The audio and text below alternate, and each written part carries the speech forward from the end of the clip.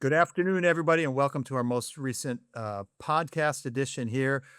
Again, my name is Charles Raether, managing partner at AmLaw Group. Today with me is our highly esteemed business development director, Alexander Verbinski. Alex, how are you doing? Very good, sir. How are you? Very good. Thanks for joining us again. And I think this series has been very helpful to clients where we talk about a lot of things related to business immigration, but you and I tend to focus on E2 stuff. Questions, commonly asked questions that come up related to the E2. You're kind of on the front lines talking to people about E2s, what questions often come up, what kind of issues they're concerned about.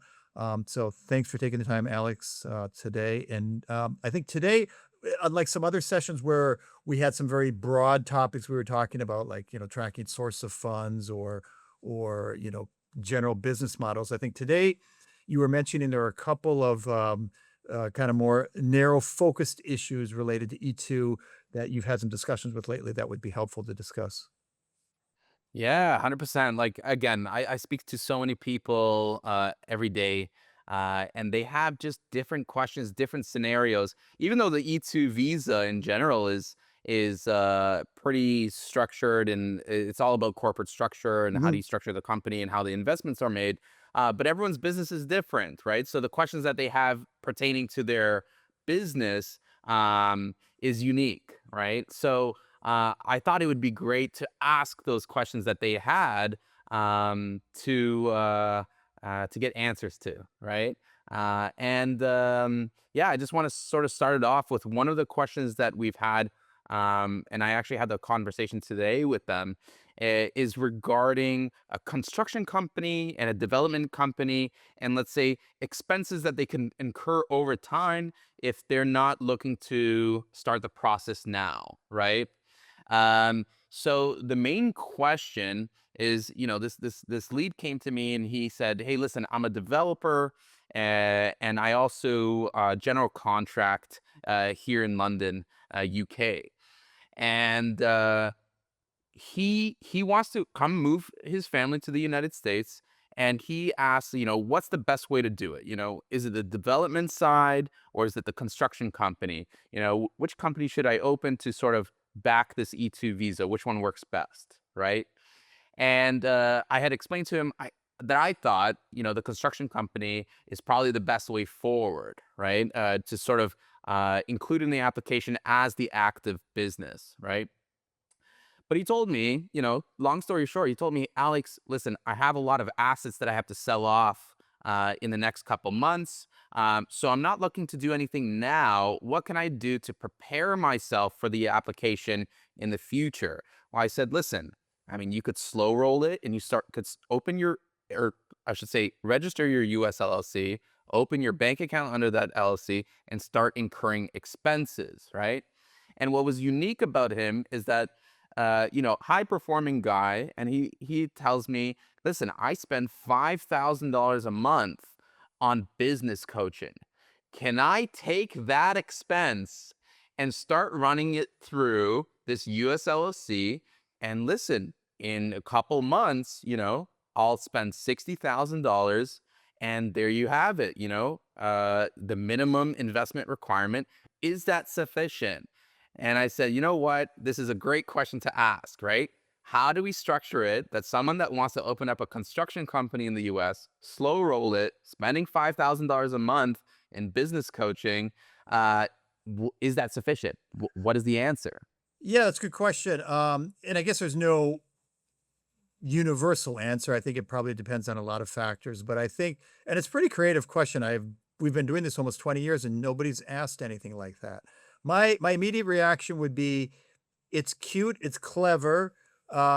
It's probably an acceptable business expense from the IRS's perspective. So if you wanted to write this off from your taxes in the US and you had business coaching, the US tax code is really pretty liberal in terms of business write-off. So I think that would most likely, without any problems, qualify for a legitimate bona fide business expense. But would it be a legitimate business expense for an E2?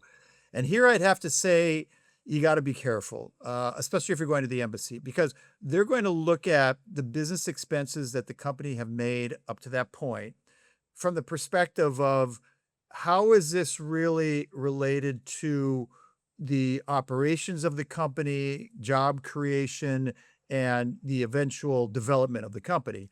And I suppose you can make a creative argument saying, "Hey, I really need my business coach to ramp things up, and this is an integral part of our whole plan." But I think you're probably going to get some pushback. You'd probably get some pushback from officers because if now this is the if, right?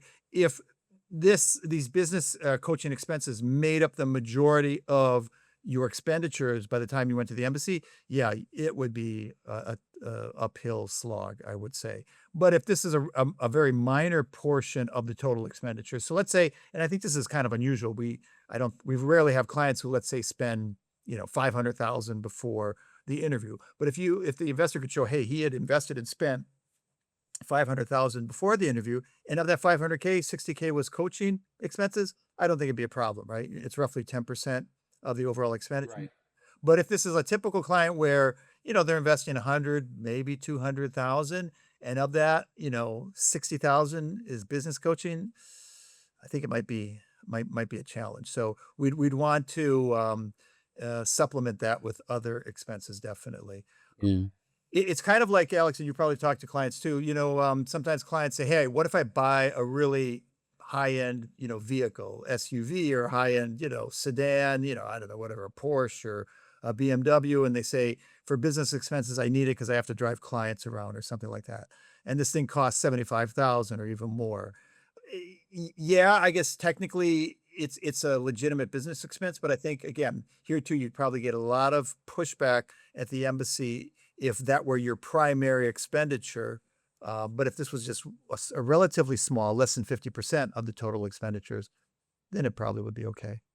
So it seems like a lot of this has to do sort of on ratios, but also based off like perception, right? Like, Mhm. hey, listen, based off case studies, I think and you're taking it case by case, and you're sort of looking at, yeah, again, case studies, right? Or What did we do trends, in the trends, past, yeah, and yeah. relativity, right? So like, it seems like the best option for this individual is to, let's say, spend or claim $20,000 in these business coaching, right? And then because they want to open up a construction company, I mean, they could buy a truck, okay? Maybe not a $75,000 truck, but you could Mhm. claim portions of it, right? Like, that, you know what? Okay, let me finish my thought, okay? I mean, they need to buy a truck to get from site to site, okay, to haul materials and tools and whatnot, maybe a trailer as well, right? But trucks these days, I mean, they range between 75 to 100,000. So even in that aspect, I mean, $20,000 in coaching and then a $75,000 truck still doesn't look too good as Right, a construction business expense, right? right. So let's add some Milwaukee pack out tools, Mhm. make it look like, you're not only general contracting, but you might be doing some of the work yourself, or you have a worker or an employee on your team that utilizes these tools and whatnot, right? Yep. So let's get a little bit of a mix, okay? Let's not make a majority expenditure scenario, right?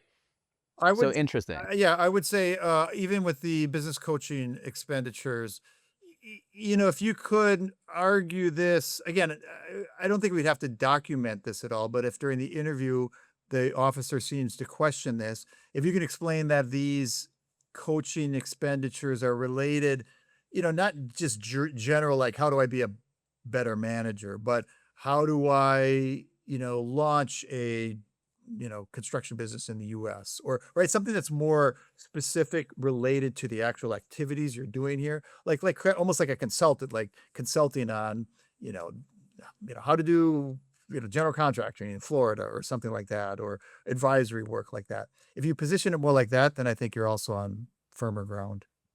Um, Yeah, so we could take it from the idea of, okay, let's shift it from business coaching to consulting, right? This looks a little bit different, right, right? right. And then that consultant can also obviously recommend other contractors in the sense of building up this either a website or sort of marketing push to sort of gain clientele ahead of time, okay, to sort of line up work. So when you do get the visa, you could start fulfilling those contracts, right? Mhm. Right, absolutely.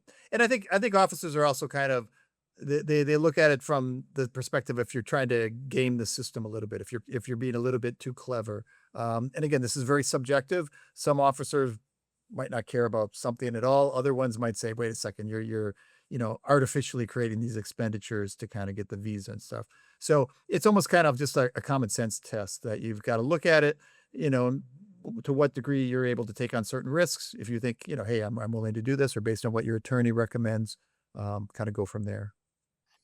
So I have a good question here. Is like I had a conversation, man, maybe like a week or two ago with someone, and he started nitpicking expenditures, right? So Mhm. he started saying, "Hey, listen, I meet with clients, so is my attire, as an expense? Can I put that?" And I said, "Listen, like I think at maximum you're gonna spend $2,000 to $5,000 on some Nice shirts suits. and Yeah, maybe a right. suit, right? Like so is there ever a case where someone is nitpicking these expenses, that they're not these lump sum chunks, right? And because we're I think lately we've been talking a lot about these large machines, that Mhm. cost $10,000, right? What about the small stuff, where someone's buying a shirt for $150, socks for 30? Like, are they really coming to you and saying, "Hey, listen, here's my receipts, from shopping at Saks, and Right. $2,000 in expenditures"? I uh I guess it would depend on the case. As an attorney, I would say we would be hesitant to kind of provide that breakdown. Like, um, I don't think we should get to the level of saying, here's $30 for a couple pairs of socks here, and here's 1,000 for a super nice suit.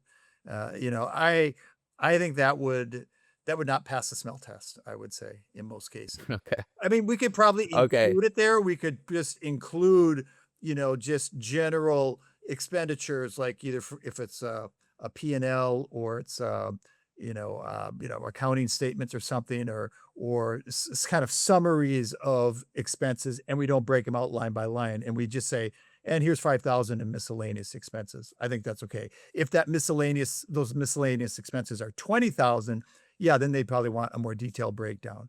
But again, if you're, 5,000, maybe even 10, you could just have a lump sum of just kind of say miscellaneous expenditures. They're probably not gonna, you know, ask for a breakdown of that. Good. So to the people listening, thinking that they could put these nitpicky things, with small little items here and there, I Right. guess that's like, stay away from that. Think a little bit bigger. Think where you can actually inject capital, and not these like $1,000 items, right? Right. Like I said before earlier, right? What could be deductible from purely a tax perspective might differ from, immigration, right? I mean, I guess theoretically, if Mhm. you think about it, if it's deductible from a tax perspective, and to be honest, I'm pretty sure clothing is not deductible for taxes in the US, unless it's a very specific uniform. Like if you're a welder or something and you need certain, clothing, protective gear, that's certainly tax deductible. But just, wearing, if you're a realtor or a lawyer and you need nice suits and shirts, for the most part, that's not tax deductible. But what I was going to say, even in the case of items that are generally tax deductible, they might not meet, the requirements for the E-2. So that's where you'd have to speak with us, and we'll kind of think, what kind of looks best and has, would make the most sense to what to include and not include. Great. Great. And listen, I want to add now. I think we're gonna get this other scenario. I spoke Mhm. a couple months ago now with this lead. Nothing came of it, but it was a unique scenario. Uh-huh. Okay. He presented this scenario where he was a well-off individual, and he trains race car drivers. Mhm. Okay, so let's say casual, what's it called? He trains, Not professional like driver. there you go. Yeah, exactly. Hobby race car drivers. Okay. Okay, people that want to get a little bit better, right? And he says, "Hey, listen, I want to open up this business in the U.S. and just get a GT3 RS. Drop 300, $400,000 on this car. Get a small two-car garage on the racetrack, and start offering these services, right?" And so he's like, "Is that E2 eligible?" Well, I mean, if you look at the business, I mean, all he really needs is, yes, a race car, right? Let's call it a GT3 RS. And he needs a website, and some meta ads, right? Spending some Right. money on advertisement. So my question here is that, well, okay, the rent, let's say, for this garage on this track is probably $2,500 to $3,000 a month, just guesstimating, okay? And the website marketing or the website build out is probably let's call it 5 to 8 thousand, and his monthly expenses for marketing, let's call it 3 to 5 thousand, right? Even if he spent all that, the marketing expense in a whole year, Mhm. the GT3 RS still ran him 400,000, Right. right? So it's still a drop in the bucket. Mhm. What do we do in this scenario? Is there something we could do in this Well, scenario? here's a question too. Would he buy the car with cash or would he finance it? And maybe you don't know the answer to that. I don't know. Is there a benefit to financing at that point? Well, I guess there's a financial benefit. He doesn't have to plunk down 300,000, 400,000 right away, right? But the short answer is, from an E2 perspective, I don't think it really matters too much whether he were to finance it or buy it outright with cash. As long as, the initial down payment that he made, was substantial, like say 100,000, 150,000. If he was just putting a down payment of 20,000, yeah, that would be a little problematic. But let's assume he either is buying it outright or he's going to finance it, but he's got to put down 100, 150,000. From an E2 perspective, I mean, we've had cases like this before. We've had cases where people had like boat rental operations, and the guy was from Europe. And I forgot the name of the boat. It's a boat that's made in the Netherlands. Super, this kind of high end boat. It's not a commercial boat at all, but it holds maybe like 8 or 10 people for personal, private use, but it's kind of this high-end boat, goes well on the ocean and stuff like that. And I think that roughly cost the amount of this automobile you were talking about for this potential client. And so you could do it like that too. I think, yeah, that client had experience in similar operations in the past in Europe, like boat rentals and stuff like that. So he could easily say, "Hey, I've had experience. I have the knowledge. I know how much we're going to be able to rent out this boat for." He wanted to do this in Miami, etc. So I think this is very similar, and especially in your scenario, if the client does have experience in doing this, right? Because everybody could say, "Oh, I want to be a race car driver and I want to teach people how to do it," but they've never done it before. I think in that case, the officers might be a little bit more skeptical. Like, is this just a little hobby of the investor, and he's presenting this as a real business model? Whereas if the client really did this, has done this before, he can show his track record. I've been doing this for 5 years in Canada or whatever. Now I'm going to transfer my skills and operations down to the U.S. Yeah, I think it's doable. I don't think there's big problem. Again, we just have to convince them that this is not a personal purchase by the investor, that this is just kind of a hobby. And again, if the investor has background in this area, then I would say you'd have a pretty strong case. Okay. Okay. Very good. So let's say it's a $400,000 car. He puts $100,000 down, and then has, let's say, I'm gonna call it miscellaneous, but it's website and marketing Mhm. ad expenditures, right? Right. And a Let's call it garage 20,000. expenditures, at least Oh, for the garage, garage. right? Yeah, yeah. So it's got 30,000. By the time that we submit the application, he spent 100,000 on the car, $30,000 on the advertising and the garage and whatnot, Yeah, right? yeah. So that would be okay. I think so. Yeah, I think so. Okay. Okay. That'd work. Right on. So I think just a follow-up question on that is that the financing portion to the car, or the yacht or Mhm. whatnot, is that an earmark? Well, sure, those would be, future expenditures, yeah, so those would be, earmarked funds, expenditures you'd have in the future, right? So I think you could count those as Great. yeah. So Great. I think the key thing, so I think we kind of outlined the main parameters, and out of all this, I would say, in general, I'm making a very broad generalization. I think the main consideration is if the person has experience with this in the past. Because if they do, I think you'd have a Okay. pretty strong case. I don't think you'd get much pushback. If the person didn't, they never had really any It, yachting experience or boating except for stuff they did on the weekends, or they never really drove, but the guy had his own souped up vehicle that he would drive on his own. Then I think I'm not saying you'd get a denial, but there'd be more questions, I think. But if this was yeah. yeah. Yeah, and I don't mean to discourage maybe individuals watching this that think that they need No, no. experience in order to open up a business and qualify for the E2, because it doesn't look they don't look at your resume per se, right? Like if you've Right. never owned a small little cafe, you know, you worked corporate all your life in your home country and you want to open up a small cafe in the States, I mean, they could do that, right? Like it's not to discourage anyone from applying for the E2 visa just because they never had experience in something. But in these specific cases, it probably would be a benefit, right? Right. Right. That you're purchasing these large assets, you know, that's the main investment to your business. Okay, prove us that you're actually, you know, have had history in it. Okay, Right. very good, If very these good. were more conventional kind of business models, you're right. Yeah, you might have worked for the provincial government in your home country for the last 20 years, and now you decided to open a cafe. Yeah, in that case. But here are these kind of more unique business models. Renting out, being a hobby auto coach or something for drivers or stuff like Yeah. that. Yeah, I'm just saying to make a stronger case, having background in it would certainly help things. All right, now let's go bigger, All right, Charles. let's go big. Private jets, private jets. Someone private. I'm joking. Yeah, yeah.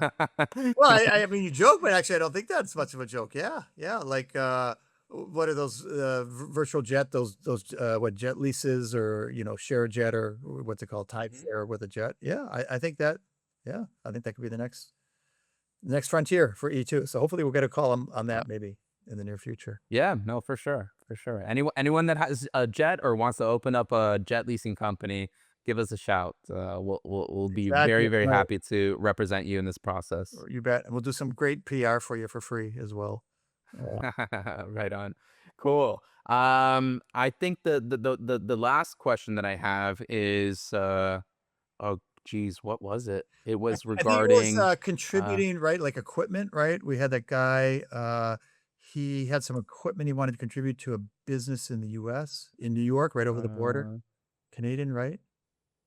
oh yeah, there you go. Okay. So let's cut it and then let's okay. So the last question that I have is regarding asset transfers. Um, Many people that I'm talking to and I'm letting them know, as many people obviously have heard in the past episodes, I'm always mentioning asset transfers and that, you know, your currently owned assets can actually be taken and transferred over to the ownership of the new US LLC that you formed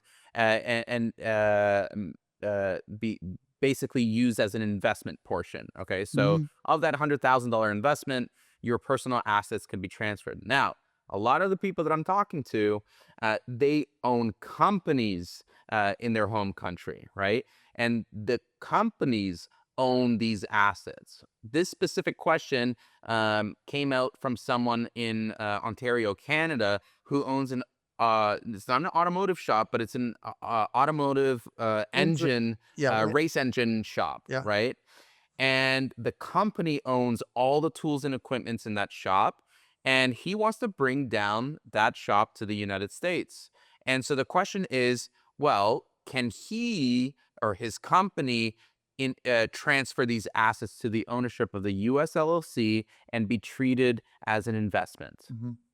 So the important thing to keep in mind here is who's owning or who currently owns the assets in your home country, and who would be transferring them over, right? So in Canada in particular, I suspect this is true in a lot of jurisdictions, but maybe just because we have a lot of Canadian investors, people are always they're trying to keep assets and funds inside the corporate structure in Canada to avoid tax consequences, right? So, like with this scenario with this gentleman in Canada, so his company, as I understand it, his company owns the equipment that he wanted to transfer over. So we can do that as long as the Canadian company is the owner of the US company, if and when he opens it, right? Because if how he originally was suggesting it, I think, was his company owns the assets, he was gonna own the US LLC, but he wanted his company to transfer the assets over. That's not gonna work because the assets are owned by his company, but he's personally is gonna be the owner of the US company. So, right, at least from a US perspective, there's a transfer between entities. The assets are being transferred from the Canadian company to a US company, but that US company is owned by another individual. So that doesn't work because under the E2, if you want to be the investor, right? and you're the individual person, you own the US LLC, then whatever it is, equipment, money, other assets, those have to come from you personally. And in this case, they're coming from the Canadian company, not from him personally. So that would not work. So there's two options. Either the Canadian company distributes the assets to the individual and then he contributes them to the US company. But I understand there's a lot of negative tax consequences if he were to do that. So the way to avoid the tax consequences in Canada is if he makes his Canadian company the owner of the US company. That way, you have the same owners in both entities. Well, no, okay, let's take that back.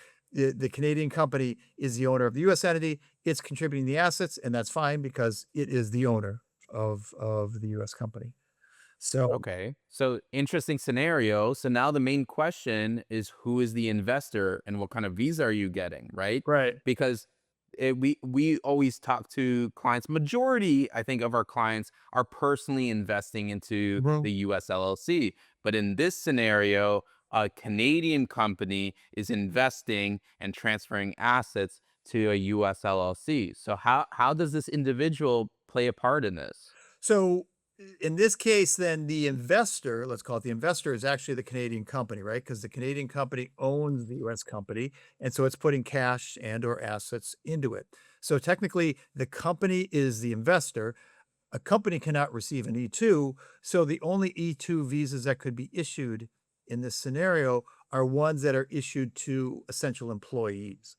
So if anybody who's watched our other videos and in podcasts, right, there's technically two E-2s you can get: an investor E-2, and that's when the owner of the U.S. company is a natural person or persons, or essential employee. So in this case, the gentleman who owns the Canadian LLC, he'll apply for the E-2 as an essential employee. And I don't see any problem with that because if he's the main person in Canada, he's driving the business, the US government's not going to challenge whether he's essential, right? I mean, he's clearly kind of the brains and maybe the brawn of the business, and it makes sense for him to come here. Now, if that same Canadian LLC or Canadian company, besides the main owner, wants to send over some other employees, that we're going to have to look at on a case by case basis to determine, yeah, are these people really essential to operations? Like maybe he's got a mechanic or two, and those guys are doing a lot of the reconstruction of the engines or, all that kind of work. And if he can kind of make a good argument, like, look, these guys have 10, 20 years of experience. I can't find anybody in the US that could possibly do all this work, then he could likely prove that they also are essential. Um, Now Okay. here's a little trivia for everybody though. Just because it's a Canadian company, we're assuming that the owners of the Canadian company are Canadians. So if you had a situation where you had a Canadian company, but the owners were British or German, then this would not work, right? Because um, they're going to look at the beneficiaries, the actual owners of the Canadian company, and if they happen to be foreign nationals, then that creates some complications. But that's unusual, I think, right? I mean, I think most scenarios, the companies are owned by the people in that jurisdiction. Okay, got it. I think just to clear the air, Yeah. is there anything different between an E2 employee visa than an E2 investor visa? Is it looked upon as lesser than, or is it on the same level? Yeah, no, it depends on what would I say? It depends on the level of authority of that essential employee, right? Like I said, if it's the main guy who runs the business in Canada and he wants to get the visa here in the US, really no problem whatsoever. And even if it's not the top dog in Canada, but it's somebody high up, it still should not be a problem. And we've had that before. We recently had a Canadian company that the owner in Canada, she just didn't want to move to the US right now, but she's planning to. And she sent over one of her main individuals. And well, I'll tell you the scenario here. It was a dog breeding operation. And so she has a very successful business in Canada, but I guess the US maybe a year or two ago implemented a bunch of limitations on bringing in dogs to the US. So she had to relocate a lot of her operations to the US where they would be raising the puppies already here. And she wasn't ready to move to the US, but one of her top people or most important people who kind of for lack of a better word, babysits the puppies, especially at night. So these are newly born puppies, right? They have to be fed Wow. at night and you have to check them. So, and one way you could say, look, you're just a glorified babysitter watching after these puppies. But we didn't have any problems at the embassy. You know, we said, look, this woman's been working in the operations for X years. She knows how to take care of the dogs. You know, something comes up at night, there's problems. You know, it's hard to find people in the US. So, you know, basically even glorified, you know, babysitters for puppies can be essential employees if the circumstances are. Honestly, it's probably the best example to give to our viewers that something as simple as this is of let's say a glorified babysitter for puppies. Right. Okay, you can get the E2 employee for Right, right. visa for. So anything above that, No we can handle problem. that, Yeah, right? yeah. Yeah, no problem. I think that was great. Perfect. Yeah. Sounds good. Well, What else? hopefully this was Yeah, that was helpful. great. Yeah, we discussed like 2 or 3 kind of interesting scenarios with the E2. And, you know, if anybody has any further questions, hopefully this was of value to our viewers. And I'm sure if anybody has other kind of unique, exotic scenarios they want to run by, certainly reach out to us, or most likely you'll speak with Alex initially. And I think, Alex, you can enlighten them on this and anything else, huh? When I come down. Listen, or feel free to comment on this video. We would love to hear these ideas that you guys have, and include them in our next video. Yeah, That'd be great. absolutely. Yeah. So if you've got any ideas or questions for future topics, or even questions that, you know, right now that you're looking at, consider whether an E2 makes sense for you, put them in the comments, or we have all our contact information below. Reach out to us for an initial call or even set up a consult. We'd be happy to talk to you. Sweet. Sounds Thanks, good. Charles. All right. Thanks. Thanks, Alex. Till next time. Talk to See you. ya. Bye-bye. Bye.